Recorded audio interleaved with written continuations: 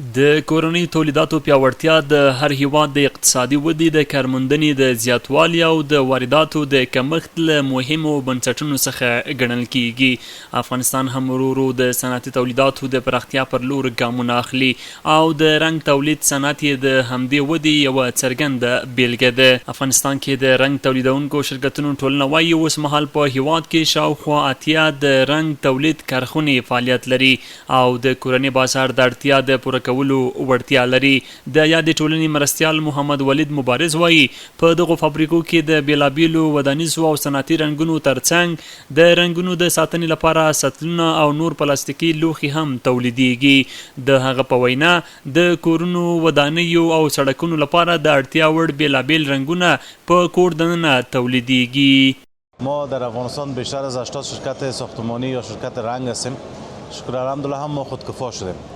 هم سطل سازی داریم، هم قوطی سازی داریم، هم رنگ سازی داریم. در سکتور رنگ تمام شرکت ها شکر الحمدلله فعالیت داریم.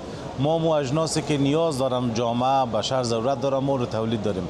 شامل رنگ های سرک است که بسیار مهم است که شکر الحمدلله شرکت های ما فعالیت دارن و رنگ حتی کارتن ما تولید میکنیم. رنگ ساختمانی خود در جایش است. د رنګ تولید کارخونې مسؤل انجینر عبدالغفور وایي کورني رنګونه د کیفیت له پلوه د سیالۍ وړ دي او د وارداتي رنګونو مناسب بدیل کیدای شي. نوموړی ټینګار کوي که پر وارداتي رنګونو تعرفې لوړې او د خامو موادو پر وارداتو تعرفې راکمې شي نو کورني تولیدونکي به وکولی شي لا با کیفیته او ارزانه محصولات بازار ته وړاندې کړي. مشکل ما در اینجا است که ما میخواهیم که تعرفه‌های خارجی را بلند ببرن و تعرفه‌های داخلی که ما مواد میخریم اینا را کمتر بسازن تا ما بتوانیم به پای خود استاد شویم. چارواکي وایي دا مهال په هیواد کې شاوخوا 6,000 تولیدي کارخونې په نږدې 1500 بیلابیلو سکتورونو کې فعالیت کوي. د دوی په وینا افغانستان په 140 سکتورونو کې ځان بسیا او په 350 نورو سکتورونو کې نیمه ځان بسیا ته رسیدلی چې د کورنیو تولیداتو د پراختیا او اقتصادي ودې څرګندې نښې بلل کیږي.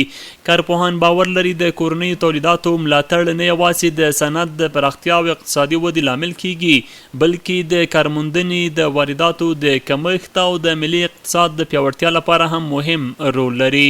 د رنګ تولید صنعت پراختیا هم کولی شي افغانستان د ودانیزو توکو په برخه کې د لا زیاتې ځان بسیا پر لور ورنږدې کړي او خلکو ته په مناسب کیفیت او بیه کورني تولیدات وړاندې کړي.